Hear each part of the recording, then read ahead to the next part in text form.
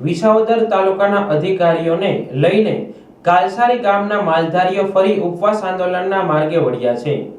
વિસાવદરના કાલસારી ગામે સરકારી ગૌચરની અંદાજે 3000 વીઘા જમીન આવેલા હોય તે જમીન ઉપર ખેડૂતો તેમજ રાજકારણીઓ દ્વારા ગૌચરની જમીન ઉપર દબાણ કરેલ હોય તે દબાણ દૂર કરવા માટે 2008 થી કાલસારી ગામના માલધારીઓ સરકારી બાબુઓને રજૂઆત કરતા આવ્યા છે। ત્યારે 2 વર્ષ પહેલા કલેક્ટર દ્વારા કાલસારી ગામની ગૌચર જમીન માપવા માટે જૂનાગઢ ડીએલઆર ને હુકમ પર કરેલ, પરંતુ 2 વર્ષ જેવો સમય વીતી જવા છતાં કાલસારી ગામની ગૌચર જમીનની માપણી હજુ સુધી પૂરી થઈ નથી। જે જમીન ઉપર માપણી થયેલ છે તે જમીન ઉપર હદ નિશાન નાખેલ હતો, પરંતુ પેશકદમી કરનાર ખેડૂતો દ્વારા હદ નિશાન ફેરવી નાખીને ફરી તે જમીન ઉપર વાવેતર શરૂ કરેલ હોય માલધારીઓ દ્વારા સરપંચ, તલાટી મંત્રી, ટીડીઓ, મામલતદાર, પ્રાંત અધિકારી, ડીડીઓ અને કલેક્ટર સહિતનાઓને રૂબરૂ જાણ કરેલ હોય, પરંતુ અધિકારીઓના ખિસ્સા ગરમ થઈ જતા હોય કે પછી રાજકીય ભલામણથી આજ દિન સુધી કાલસારી ગામના ગૌચરનો પ્રશ્ન હજુ લટકતો જ રહ્યો છે। માલધારીઓ દ્વારા અવારનવાર વિસાવદર ટીડીઓ તેમજ મામલતદાર ઓફિસ સામે પોતાના માલઢોર સાથે આંદોલન કરેલ, ત્યારે ઉલટું ચોર કોટવાલને દંડે તેમ માલધારીઓ ઉપર કાનૂનીય ગળીઓ ફિટકારીને ખોટો ગુના દાખલ કરેલ। મારું નામ હરેશ ભડવાડ, ગામ કાલસારી। 2008 થી ગૌચરની વાંહે અમે લડત આપીએ છીએ, બરોબર છે। હજી કાંઈ કાગળિયા ઉપર ખુલ્લું કહી દે છે, પણ કાંઈ ખુલ્લું ક્યાંય થયું નથી કે, અને એમનામ ખુલ્લું છે એવી રીતે ગીર્યા કરે છે, બરોબર। એટલે અમે આ વખતે ઉપવાસ ઉપર બેહવાના છીએ। જ્યાં લગી ખુલ્લું નહીં થાય, જ્યાં લગી બધી જીસીબી નહીં ચાલે, ત્યાં સુધી અમે ઘીરે આવવાના નથી આ વખતે। પછી જ્યાં પૂરો અહીંયા પૂરે કાભલે ની અમે મરી જાય। તમે કેટલીક વખત આવું કર્યું? અમે આવું અનેક વાર કર્યું છે। 2008 થી માનો નહીં તમે, એમાં 2 વર્ષમાં તો સખત 2 મહિને 3 મહિને ચાલુ જ હોય। ગાઉં પૂરી અમે ઉપવાસ ઉપર બેઠા, લોલીપોપ આપી દે, સાહેબ કરો, લખાણ દે અને કે દઈ દીધું, ચાલો થઈ જાય, કાંઈ થતું નથી। જે તે વખતના પ્રાંત અધિકારી કીર્તન રાઠોડ દ્વારા 15 દિવસમાં ગૌચર જમીન ખાલી કરવા માટે હુકમ કરવામાં આવ્યો હતો। તે હુકમ પણ નીચેના અધિકારીઓ ઘોડીને પી ગયા કે પછી નાણાકીય વહીવટ કરીને હુકમનો ઉલાડિયો કરી દીધો।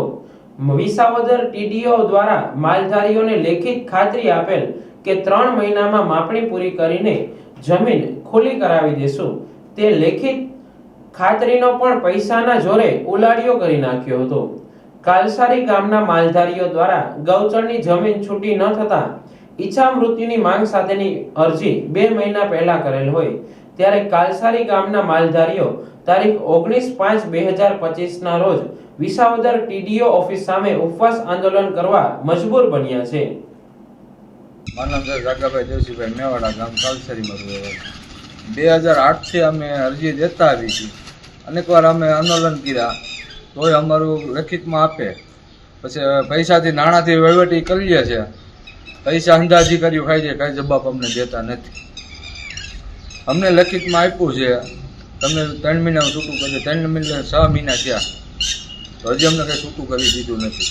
એટલે ઉપરથી કલેક્ટરનો હુકમ આવ્યો, કોઈ છૂટું ન કરે એની માથે કાર્યવાહી લેન્ડ કબીલની કરવી, તો એને પૈસાથી વેટલપ કરે છે, પૈસા અંદાજી કર્યું ખાવા આવ્યા છે। અહીંયા વિસાવદર તાલુકામાં જેટલા અધિકારીઓ છે અંદર પૈસાનો વહીવટ કરે, પૈસા મળે, અને ઉપર જતાં અમે કંઈ કહેવા જાય તો અમારી માથે ફરજ રૂકાવટના અમારી માથે કેસ કરે છે। અમને તમે કામ બંધ કરાવો છો, કાંઈકનું સરપંચ મંત્રીને કહેવાથી અને ઉપલા અધિકારીને કહેવાથી કાંઈકનો ડીએલવાળાને અમે ફોન કર્યો હતો કે તમારા ગામના સરપંચ અમને ના પાડી છે, મંત્રીએ ના પાડી છે એ કે તમારા ગામની માપણી હવે નથી કરવાની।